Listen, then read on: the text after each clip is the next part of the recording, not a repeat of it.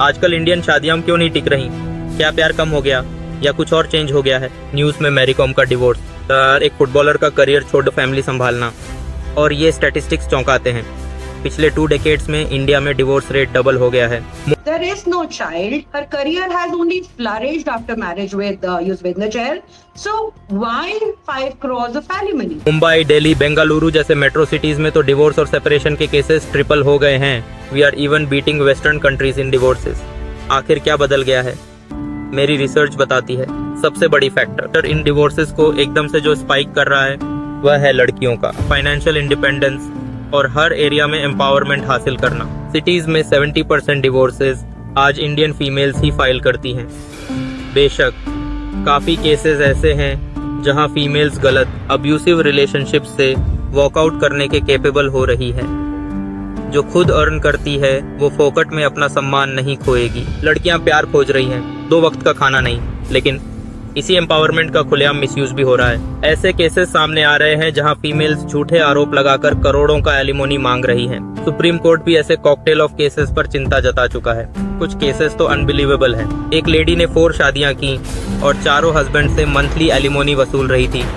एक और ने अपने ही हस्बैंड को मारकर उसकी पेंशन से अपना केस लड़ी, जो विमेन की सेफ्टी के लिए बना था, कुछ लोगों के लिए हथियार बन गया है। आईपीसी की सेक्शन 498A, जिसमें झूठे टॉर्चर या डाउरी तक के केसेस लगा देना आसान है, अक्सर मेन के लिए एक नाइटमेयर साबित होती है। 80 से 85% केसेस में लड़के इनोसेंट पाए जाते हैं, लेकिन तब तक उनका मेंटल, सोशल और फाइनेंशियली बहुत नुकसान हो चुका होता है। मैं 5 साल से सनोज जी के साथ रहती थी, लिव इन रिलेशनशिप में रहती थी। जो चीजें थी वो मेरी मर्जी से थी, और जब लिव इन में कोई रहेगा, फैमिली मैटर होता है, ये चीजें आम बात है। लड़ाई झगड़े तो हर किसी की फैमिली में होते हैं। लोग मुझे बहकाए जा रहे हैं कि ये है वो है, मैं हेल्प करूंगा। तो मैंने लिखा FIR, अपने हाथों से लिखा। बेकार हो गया, 20 साल में टूट गए। क्या उम्मीद करें हम शरीर से ना टूट गए, अंदर से कुछ नहीं बचा हमें। परिवार हमारा नष्ट हो गया, भाई माँ बाप सब खत्म हो गए। अब जरा मेन के पर्सपेक्टिव से देखिए। करियर का प्रेशर, फैमिली और सोसाइटी की एक्सपेक्टेशंस का पहाड़, फाइनेंसेस का बोझ, और अब तो विमेन एम्पावरमेंट की वजह से डेटिंग और शादी के लिए भी कंपटीशन का बार ही हाई हो गया है। और फिर इन सब के ऊपर एक तरफ लॉ जो आवाज दबा देंगे, दोषी बना देंगे, लेकिन सिर्फ लीगल पहलू ही नहीं, अर्बन लाइफस्टाइल के स्ट्रेसर्स भी एक सबसे बड़ी रीजन है। Communication gaps, mismatched expectations, work pressure और चीटिंग रिश्तों को खोखला कर रहे हैं। गौतम बुद्धा ने एक बार कहा था कि expectations is a root cause of all disappointments. Social media ने अनरियलिस्टिक एक्सपेक्टेशंस को जन्म दिया है। लड़कियां करोड़ों की सैलरी और शानदार लाइफस्टाइल वाले पार्टनर की उम्मीद कर रही हैं, जो अक्सर सिर्फ इमेजिनेशन में मौजूद होते हैं। आपके फ्यूचर हस्बैंड की सैलरी मिनिमम कितना होना चाहिए पर मंथ?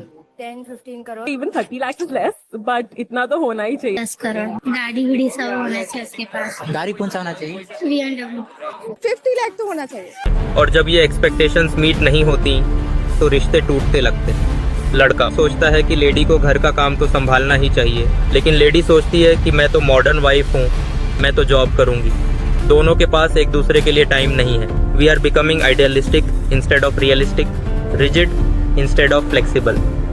इस आग में घी डालने का काम करता है कम्युनिकेशन गैप। पहले तो हम खुद को ही, अपनी खुद की प्रायोरिटीज को ही, अपने खुद के लाइफ के पर्पस या मिशन को ही, खुद के ही इमोशंस को ही ठीक से नहीं समझ पा रहे, तो उसे ठीक से एक दूसरे ह्यूमन बीइंग के साथ कम्युनिकेट करना तो दूर की बात हो जाती है। हमें यह समझना होगा कि डिप्रेशन वीकनेस की निशानी नहीं, बल्कि एक क्राई फॉर हेल्प है। लगातार स्ट्रेस हमारे ब्रेन को चेंज कर देता है, लॉजिकली सोच पाने की एबिलिटी कम हो जाती है। तो अब क्या करें?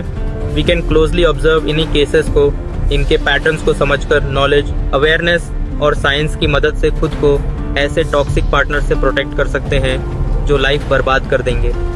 विमेन एम्पावरमेंट जरूरी है, लेकिन सेंस ऑफ रिस्पॉन्सिबिलिटी के साथ। ट्रूली एजुकेटेड लड़की विद एथिक्स ऑफ कोर्स ज्यादा कमिटेड रहती है, सही पार्टनर को चूज करती है। मेन को इससे डरना नहीं है। ऐसा इसलिए क्योंकि एजुकेशन की वजह से वो मैच्योर होकर सही पार्टनर चुनती है, जिसे बाद में रिग्रेट ना करे। हमें अपना माइंडसेट और एटीट्यूड इवॉल्व करना होगा। आने वाले वीडियो में हम एग्जैक्टली वही पैटर्न्स, वही रेड फ्लैग्स डिस्कस करने वाले हैं, ताकि आप अपनी लाइफ को खुशहाल बना सकें।